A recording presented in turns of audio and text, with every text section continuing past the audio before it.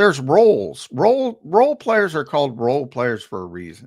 You don't just get 3 great tight ends and say, this is my first tight end, this is my second tight end. It doesn't work that way.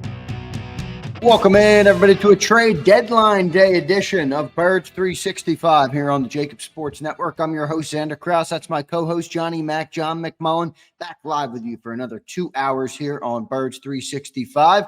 Johnny Mac, how you doing on an election day, on a trade deadline day, on a Tuesday edition of Birds 365, my friend? Well, I forgot it was election day, so yeah, happy election day. So I'm a little too bogged down in the Philadelphia Eagles hat tip to Howie Roseman. But come on, Howie, you didn't give us breaking news to start the show. What's going on?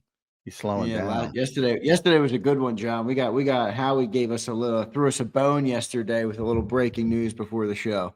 Yeah, trade deadline 4:00 Eastern. Now the rest of the teams will start getting involved. The moribund Dallas Cowboys lose again. They make a trade this morning, so they get started. This is when the normal teams get going because they wait till the last minute and make mistakes, and Howie's ahead of the game typically, so he deserves credit for that. But I do think the splashiness is over for the Eagles, but they still have some roster crunch issues, especially if they plan on getting Nolan Smith back this week. They have to create a roster spot.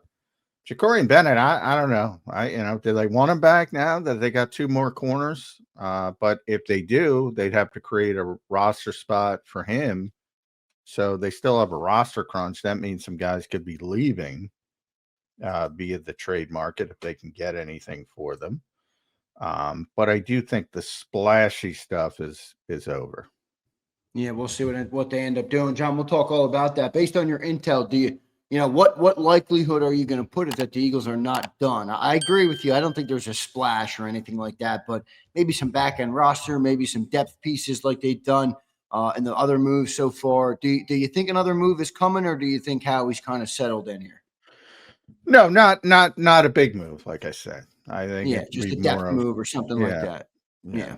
And more likely people leaving than coming in. If anything, they have too much depth. As far not necessarily as far of guys that you're competent in, using cornerback as an example, because they have so many cornerbacks and they don't trust any of them. So, but you got to pick. To me, it's like if you think about Keely Ringo, Ja'Cory Bennett as the young guys, and Adoree Jackson and Jaire Alexander as the old guys on the outside. You want to carry all 4 of those? Doesn't make a lot of sense to me, especially when Jaire and Adoree don't play special teams. Right. One of them's got to go. You would think. Yeah. So, and Jaire just got here, so I think he's safe. It's Adoree. Yeah. But they could go the other direction and say, they already traded John Mechie. They traded and then they traded him out. They could do the same thing with Ja'Cory Bennett, because he's the one I think that maybe could fetch you a 7th round pick because of his youth and speed. Somebody might take a shot at that. So, that's the kind of trade I think you're thinking about today, not any more splash moves. And I know people like the splash. We're living proof of that, spiking, and thanks for everybody for tuning in yesterday. They love us. They love a good splash, Zander. Yes, they do. I can't blame them. Speaking of it, don't forget to hit that like button this morning, guys. We had a big day yesterday. Appreciate everybody for being here. Smash that like button. Drop your comments down below. All super chats will go to the top. John, speaking of what we just discussed and the trade deadline being today, what is your biggest takeaway from Howie Roseman's 3-trade week? You trade for Michael Carter, you trade for Jaire Alexander, and then the splash comes yesterday in Jaelan Phillips. And what do you think that tells you about how maybe the Eagles view themselves right now at this point of the year, going into week 10? Well, I think they view themselves as a significant contender, which they probably were before this week, but now even after this week, and it ended perfectly, thanks in large part to Josh Sweat. Did you see Josh Sweat last night, man? Yeah, man. All Cooking over the field. sacks. Yep. But the Dallas Cowboys lose at this stage. I don't think anybody else in the NFC East is going to get to 8 wins. So, I know. the Eagles are going It to looks wrap this bad. thing up pretty quickly if they continue to play well. Um, so, obviously, for now, they're number one in the conference. They have a chance inside track on that number one seed. Very early, a lot of football to play, et cetera, yada, yada, yada. But in a good position. And, I'm a big believer in cycles. Like, we're going to have our buddy Les Bowen on 920. I know he thinks they gave up too much for Phillips. And I get that thought because the NFL as a whole, believes that's too much for a player like Phillips. You're buying a rental for 9 games in the playoffs, and you think about a third round pick. So the mentality of an NFL executive is you're getting a player for, I'm doing the math in my head, 68 games, 68 games in the third round. And that's just regular season. Right. So that's sort of the mentality of how they do it. But again, I think NFL teams are in different life cycles. And that's why I say this trade. Yeah, you said that yesterday. I thought that was such a good comment by you Yeah. yesterday. Life cycles. For Miami, this makes sense. Yeah, and that's another thing. Who won the trade? Who lost the trade? They both won the trade from their perspectives and their life cycles. They're like, all right, this is a player, and by all indications, everybody loves him down there. Seems like a good guy. Yep, seems like a good guy for sure. And he played, he had some injury problems, but he played well when he was healthy, including this year. But they're in a different mode. They got to reboot that organization. They got to reboot that roster, and the 68 games is more valuable to them, to the point that they agreed to pay over $5 million to get it up to a third round pick. And that's more valuable to them. And I get that. And I agree with that. And for the Eagles, like, I don't care about 68 games for the next. In a good way, it might be Jalen Hunt. In a bad way, it may be Davion Taylor. So one, you got to get the evaluation right. And, you're going to get 68 games of some repute with a third round pick unless you completely screw it up. Might be on special teams. It might be of significant value. But I don't care about that right now for the Eagles. They're going for another Super Bowl. They're not, this isn't about 2027, 2028. This is saying, hey, the window's open. We have a deficiency here. Let's go fill it and let's go try to get another one. I think that's what fans would want in Philadelphia. Now, might it bite him in the ass if it doesn't work and he leaves? Sure. And they don't but win. I feel like that comp pick game is still a big part of this deal. Well, the comp pick game is, but I think, as I said, first of all, that has to do with strategy and how he knows. And, maybe he is going to play the comp pick game next year. Yeah, March. But I mean, like, even if they don't identify him as a player to sign long term, which I don't think they've identified yet. I mean, I think there's a possibility they do bring him in long term or sign him to a contract. We'll see what happens. But if I think I saw somewhere, if he gets over like $14 million next year, it'll be like a fourth round pick projected. Obviously, none of that stuff is set in stone yet.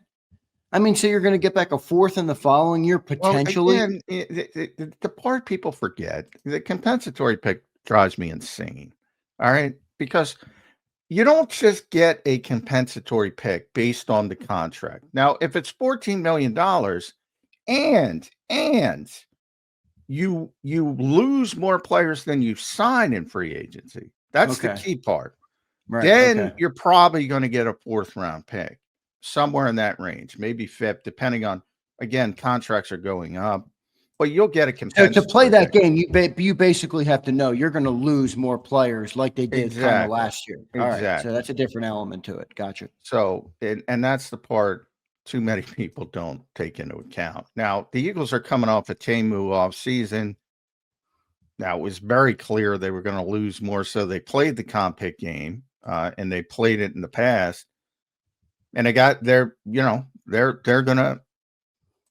That's part of the reason they're able to do all these moves this year is because they're getting a third rounder for Milton Williams. They're getting a fourth rounder, projected fourth rounder for Josh Sweat. They're getting a projected fifth or sixth, I forget what it is, for Mekhi Becton. They knew they were playing the comp picking game. Now, Howie and the staff are very good at it.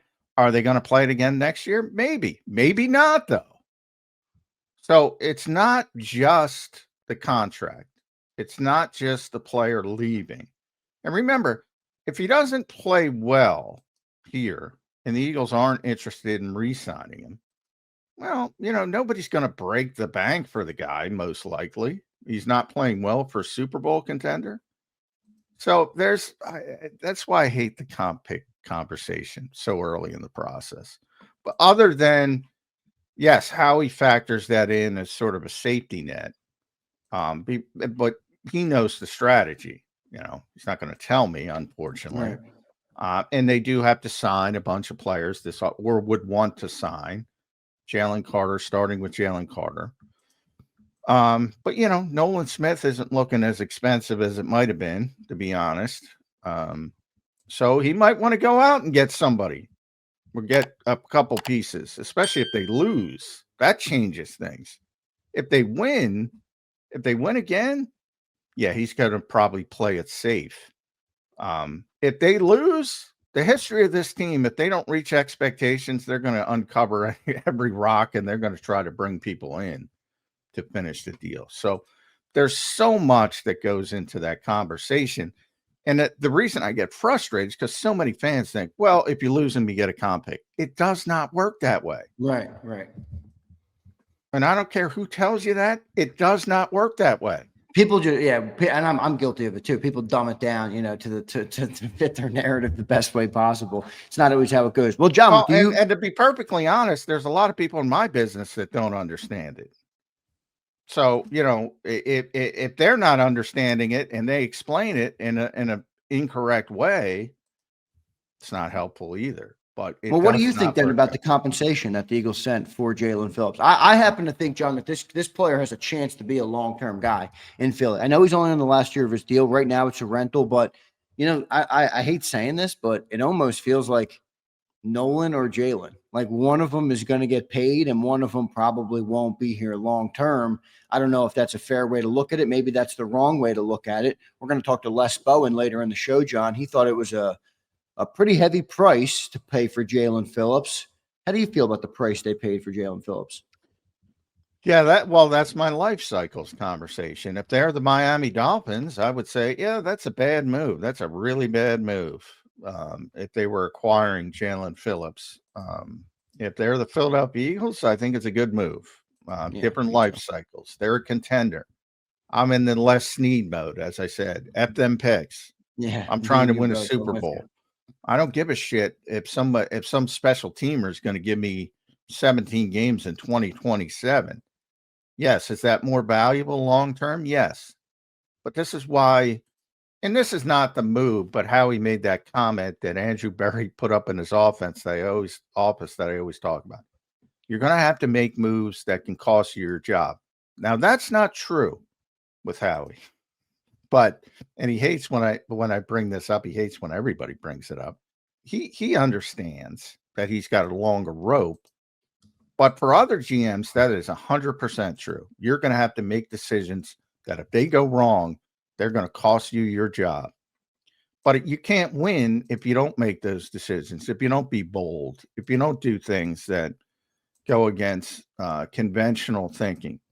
And when you're a contender and you're bringing in a guy who can help you for 9 games at an obvious need, that's different than if you're a middling team. Even forget about the Dolphins. If you're like going to be a 7 seed and you're bringing in Jaelan Phillips under these circumstances for a third round pick, I would say that's a bad trade. For a legitimate Super Bowl contender, I would say it's a good trade. And that's another thing where I think it's not the same. Right. They're different life cycles, teams. But for the Eagles, I thought it was a good trade. How do you see this? I know this is a future conversation, but I still think it's on people's mind, and it's certainly on my mind. Do you think the Eagles could, what does Jaelan Phillips have to do to be identified as a player that the Eagles will pay? I mean, I think that in the perfect world, people think, hey, if he goes and gets his 8 sacks and has a good year, they'll pay him. But that doesn't get rid of some of the other contracts that are upcoming on the defensive side of the ball as well, including some offensive decisions that'll need to be made soon as well. What do you think Jaelan Phillips has to do here to get a long-term contract? How realistic do you think that is? How do you kind of view that part of it? Well, he's still only 26, so that's positive.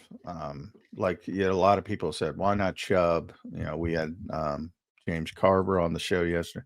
Chubb is like 30. He's going to be 30. He's still young. Draymond Jones got traded. He's 28 or 29.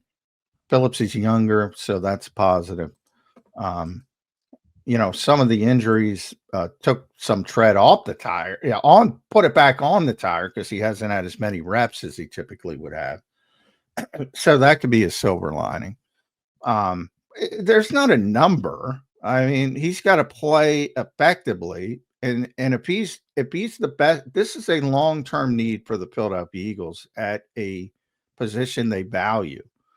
If he plays well and they win a Super Bowl and he's their best edge rusher, yeah, that might look like a bunch of pressures. It might look like 4 sacks, 5 sacks, 6.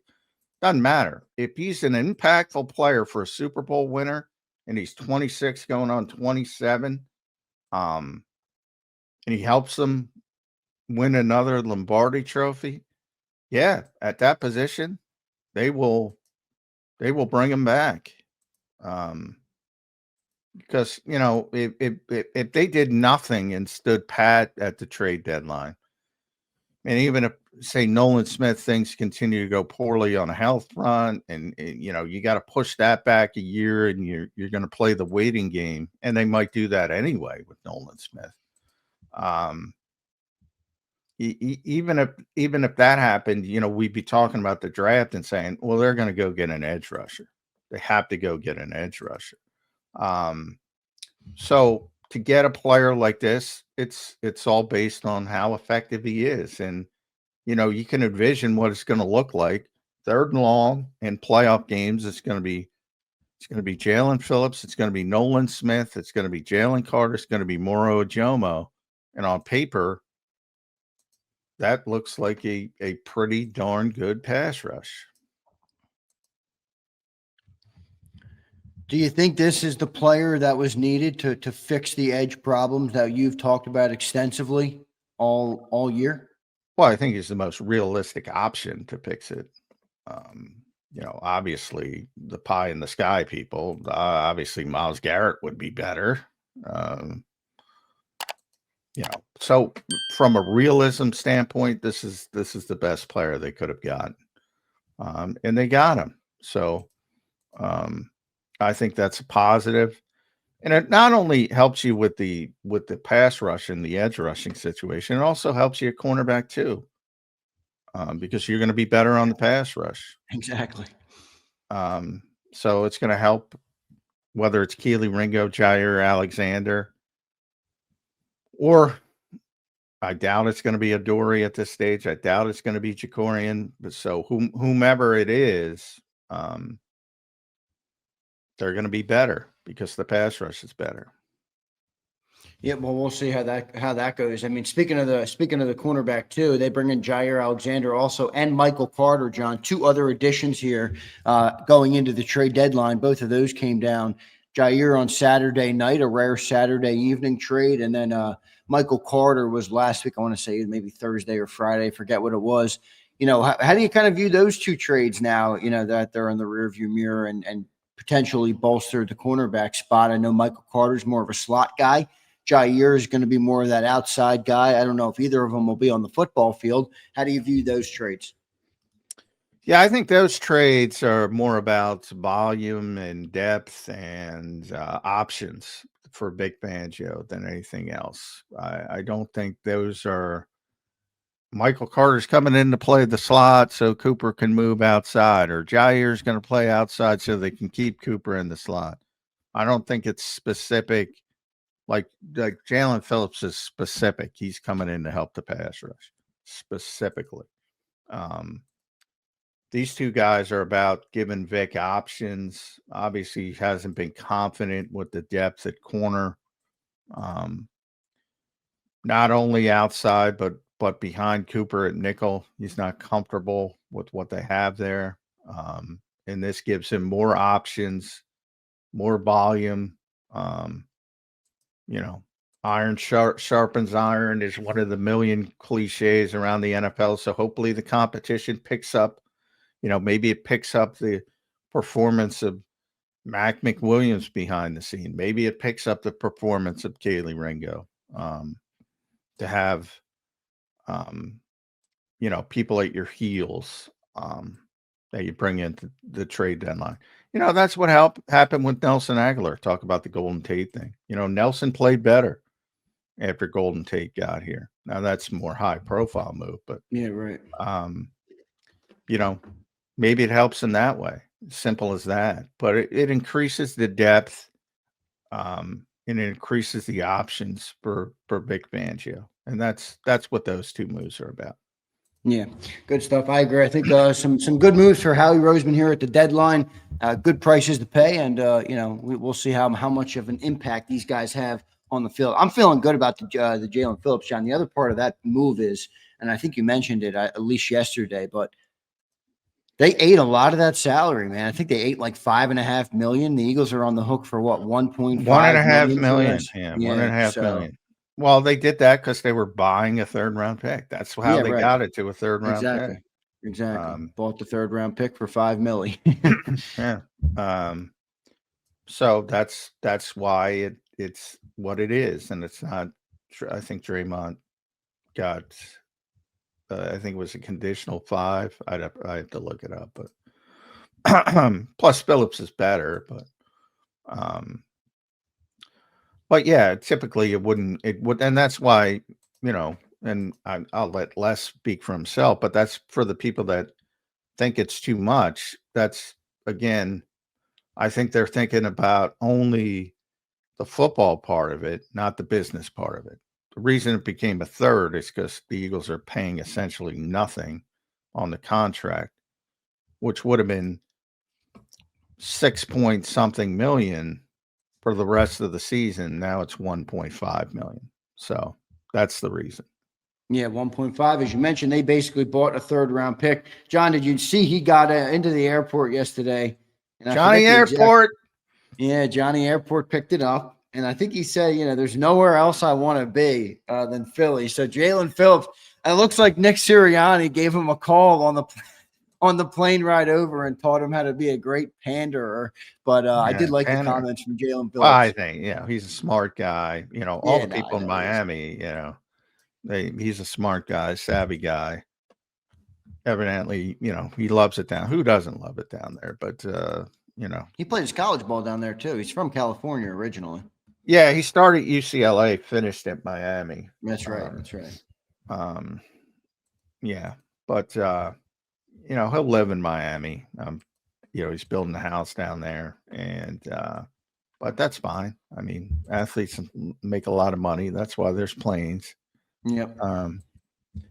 And I think it's the best situation for him in the fact that Vic's here, and he likes Vic, and he had probably his best stretch of his career with Vic Fangio. So that's a big part of it as well. Yeah, he commented on Vic too. He said, great, you love him as a player or as a coach and as a person. So that was a pretty good comment as well from Phillips. Yeah, that people hated him in Miami. It was just the D-backs, and it was really 2 D-backs, 3 D-backs. Yeah, because they wanted to play man. And I don't even know if any of them were even good enough to play man. They probably should have just listened to Vic and shut the fuck up. Well, at one point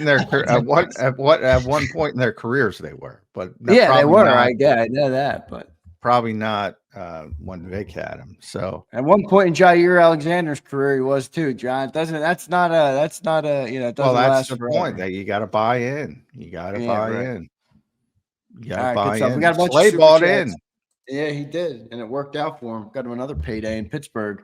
All right, John, we got a bunch of super chats. We'll get to those now. I want to thank everybody for being here this morning. Good to see everybody. The Cowboys lose, the Commanders lose, the Giants lose, and the Eagles extend their lead in the NFC East. Josh Sweat, baby. If This Josh is sucker might be listening, man. wrapped up, man. This sucker might be wrapped up early, this NFC East. It probably already might be wrapped up. Josh still helping the Eagles, man. Yes, he Still does. helping Yes, the he does. Eagles. John, how many games ahead are the Eagles in the NFC East? Like 3.5? Well, they're 6-2, and Dallas is 3-5-1. What is Washington? Yeah, I mean, Yeah, nobody's getting the 8 wins. I mean, this thing's over. I'm calling it right now. yeah, The I'll NFC call it. East, I'm calling it. John, I hate to break it to you, but you had your off-season prediction wrong, my friend. I already said that yesterday. I said it was wrong. I'm saying it to you again, unfortunately. I just bet the odds, man. I'm an odds guy. I know you are. 2 decades. Let's get to some super chat. Jalen Hurts changing the juju in the NFC. Jalen Hurts and the Eagles. They're going to go back to back potentially here. Here's Skywalk. What's up, Skywalk? Good to see you, brother. It's crazy how so many teams lost. That helps the Eagles. Dallas was the cherry on top. I know, Sky. You're right, man. A lot of NFC teams as well. Really looks like the Seahawks and the Rams, John, are the two teams that are emerging that look like, maybe the best contenders. And then obviously, I think tier 2, you still have the Packers and the Lions. But they're a little streaky for me, those two teams. Yeah. Well, I mean, yeah, like I said, people tend to, because of the way the NFL is set up, when somebody has a bad game, there's an overreaction. When somebody has a good game, there's an overreaction. But it wasn't a good week for the Green Bay Packers or the Detroit Lions. Does not mean they're bad football teams. And who knows? It might galvanize them. So you have to, it's not transitive. Just because you play poorly one week doesn't mean you're going to play poorly the next week. For good teams, sometimes you look at the Eagles after that Giants game. They're a different team.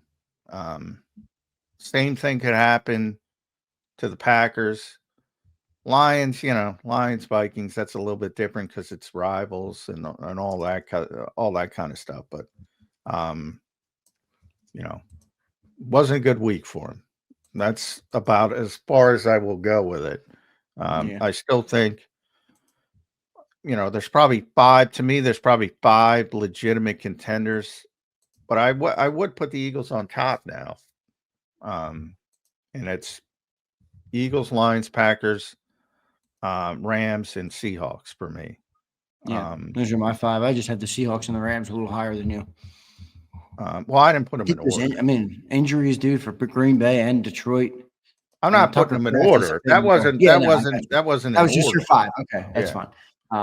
No, I just think those injuries, man, in Green Bay, and I know Tucker Kraft's obviously a big loss. Detroit, they lose some people. They've gotten some people back, but still feels like the Eagles, man, are just getting the luck with the injuries. I know they've had more this year, but still nothing crazy. I'll tell you what, of all this run, man, their injury luck is unbelievable. And by injury luck, is it now so much that it's not luck anymore? Like, is it so much of a sample size? Look, I said there's certain things you can do from a health and wellness perspective, and I'm sure they do all of that in an optimum level. But there's still luck involved. Like I said, a torn ACL is a torn ACL. Yeah, there's not somebody on the planet that can prevent a torn ACL. If they did, they'd be making a hell of a lot of money. You can't do it. So there is some luck involved. It's not all luck. Yeah, but and the bigger part to me is not before the injury; it's after the injury. It's the rehab. Does that go correctly? That's where you can really help with a good training staff, a good medical staff. And the Eagles, have been very good at that since they've addressed their issues back in the day. But part of it, a large part of it is luck, and they have had a tremendous run of luck when it comes to injuries. And by injuries, I don't mean Landon Dickerson fighting through injuries. I don't mean Nolan Smith with a strained pec. Everybody's got that. I'm talking about these catastrophic injuries where guys are lost for the season, like Tucker Kraft this week, perhaps Jaden Daniels, San Francisco, Fred Warner, Nick Bosa. I mean, those are devastating. Eagles have gone through a pretty nice run here. You know, if you want to compare that, that's like I said, if you want San Francisco, those two players, that's Jalen Carter and Zach Bond. That's what that is. If we lost those two guys, we'd be fucked. And so the luck has been a part of it, and it's been an amazing, and I know the Eagles hate that, but it's been an amazing run of luck, and they know it. If Nick's listening, he's knocking on his desk. He knows it. But I do think they've done some things well to do their part in preventing it. But you're right, there is. I mean, sometimes you just can't stop a torn ACL if somebody hits the turf wrong or whatever. Here's Jason A-Team. Do we think Eagles would sign Phillips after this year? Trading a third for him is a lot to just have him for half a season. It's fascinating what they will do. I'm with you, A-Team. It's going to be interesting. Yeah, I hope you were listening early because we I think I hit every crook and cranny of it. But bottom line is he's got to play well down the stretch of the season. But for now, he's a rental, and that's why the people who think it's a bad trade because, as I explained, if you have a third-round pick from a business perspective, the way NFL executives think about it, you're getting a guy for 68 games. The Eagles are getting a guy for 9 games and the playoffs, whatever extent of the playoffs, because they're obviously going to be in the playoffs. And if they let him walk, but there are different. As I said, there are different levels of NFL franchises. I'm calling it life cycles. The Eagles are a legitimate contender.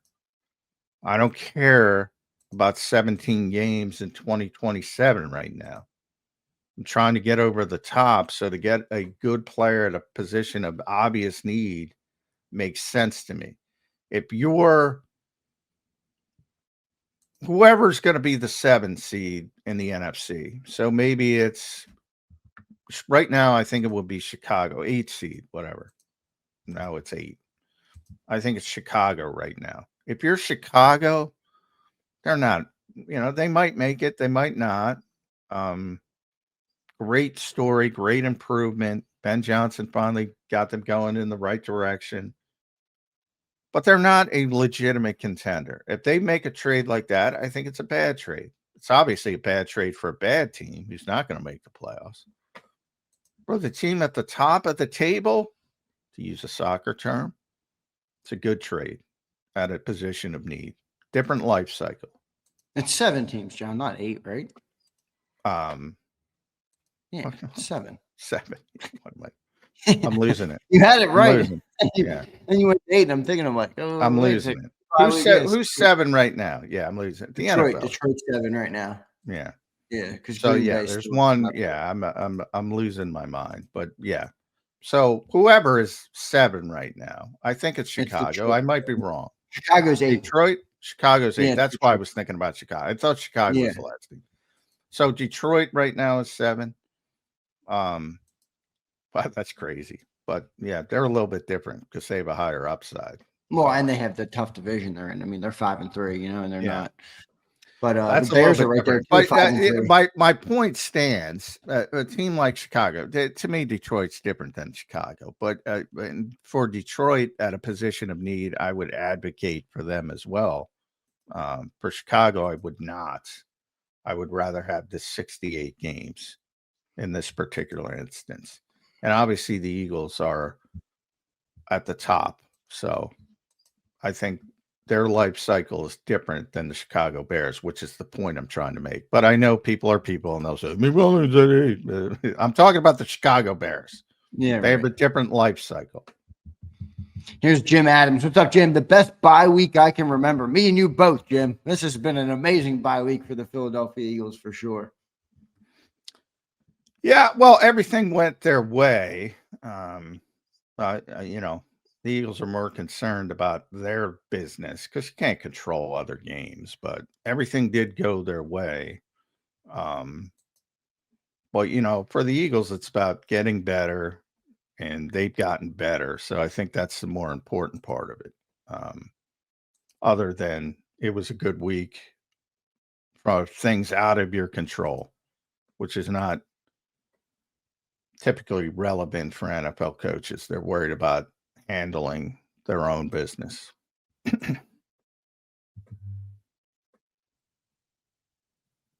Good stuff there. Junior checks in. Dak Zesty Scott back in prime form. I don't even know what the hell that means. Dak Zesty Scott. But you know, people get so up and so down. Somebody has a good game. Somebody has a bad game. Good game, you're the best ever. Bad game, you're the worst ever. Josh Sweat was all over him, all night. Go block the guy. But here's it's always Blaze. quarterback. It's always quarterback. Yeah. Go block Blaze, Josh Sweat. Yeah, I'm with you. I have a feeling Howie makes one more move today. I don't know what to feel. I feel like it could come, but I also feel like Howie could be happy with where he is. Well, I expect a move with a guy leaving. So does that count? I assume he means somebody coming in. I'll tell you what, you guys are greedy, man. I mean, what do you want? I heard wait. This is a perfect follow-up to you saying we're greedy. Have y'all heard anything about Minkah Fitzpatrick to us? I heard about Minkah to the Cowboys, but that they traded for Logan Wilson. Typical Jerry Jones over. Yeah. What do you got against Drew Makuba? I mean, is it that like you really want 30-year-old Minkah Fitzpatrick over a young kid who's like this is the juggling part of it. Like, you know, I don't even like the fact that it doesn't look like Jihad Campbell's going to play as much. And you want to shut everything down, and you want to say, and now have Makuba sit as well to get Minkah Fitzpatrick. Yeah, there's a lot of greediness. James, good stuff. Here's now the Eagles are riding on a perfect storm to repeat. Well, they're one of the legitimate Super Bowl, and there aren't a lot of them. You're talking maybe 5 teams, and they're one of them. So they're going to have a chance, no doubt about it. Yeah, they're going to have a chance, and they have a better chance now with Phillips. And Martine says, curious, how come those interior O-lineman trades don't really happen at the deadline? Is the ramp up more difficult for them to learn a new system? Well, yeah, chemistry is a big thing with the offensive line, but there's not a lot of teams with a ton of offensive line depth. Number one. So usually when you have good offensive linemen, you try to hang on to them. So it's not a position that people want to trade. It's not a position where people outside are going to value it because they know if you want to trade them, they're probably not that good. And yeah, there is obviously the better teams who you see every year, the better teams when it comes to offensive line usually have relatively healthy seasons, good players and chemistry that those good players have playing together. So, you know, there'll probably be some offensive line trades today, but not relevant ones. I know Washington's looking to unload some people, I think. So, but not helpful, I don't think, for the teams acquiring them. Yeah. Here's Dank. What's up, Dank? Logan Wilson to Dallas. Are they back? I don't know about that. Logan Wilson. Now, Logan got benched in Cincinnati, which is the worst defense on the planet. So I wouldn't be too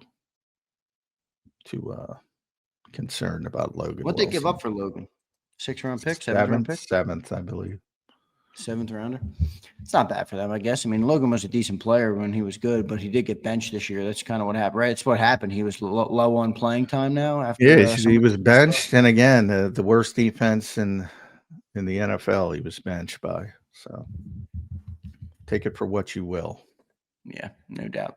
All right, good stuff there, Johnny Mac. John, I want to get into a little bit of how you see Jaelan Phillips on the field. I know we've talked about it a little bit, but I do want to dive into it and kind of give it its own segment so people can know what to expect when Jaelan Phillips takes the field. We've had a lot of edge rushers, John, who are either undersized, they're good at one thing, or they can set the edge and they don't rush the passer well, or they rush the passer well, they can't set the edge. And Vic likes a specific style of edge rusher. So I do want to get into that. I want to welcome and thank everybody for being here. We got a good crowd in here today. Yesterday we had a massive day with the likes, with the comments, with the subscribes, with everything. So we appreciate everybody for being here today. A couple more super chats I will get to, and then we'll get to the Jaelan Phillips on the field conversation. 1 second here. Let me just send that to my editor. All right, good stuff here. Eduardo says, "Here's a curveball for y'all. We signed Gardner Johnson and dropped B-Ship in the offseason, hypothetically speaking." I think Gardner Johnson just signed with somebody. The Bears, Yeah, right? he did. Yeah, Chicago. The Bears. Yeah. But I mean, he'll be a free agent after the season again if you want to bring him back. But I don't think the Eagles want to bring him back. I think you can shut the door on CJ. Yeah, me too. Dirty Air says, purely hypothetical fantasy. Realistically, who do you want to see show up today? I'm thinking that Njoku would be a solid pickup. Come on. What? Ah, greediness. Yeah, I mean, what you're bringing in David. Why was that so crazy to you? I thought they benched him kind of. You're bringing in David Njoku to be a second tight end. What are we doing here, guys? Why, Stop with the big names. Stop with the big names. Njoku got benched. Didn't he get benched? I don't know what's going on in Cleveland, but he ain't going to be happy with his role here. I guarantee you that. No. Plus, I'd have to look up his contract, but that's one I don't even think about because, he's also older. Yeah, I mean, what are we doing here? Come on, guys. Dirty Air, you just got grilled by J-Mac, my friend. Appreciate. I mean, you can't.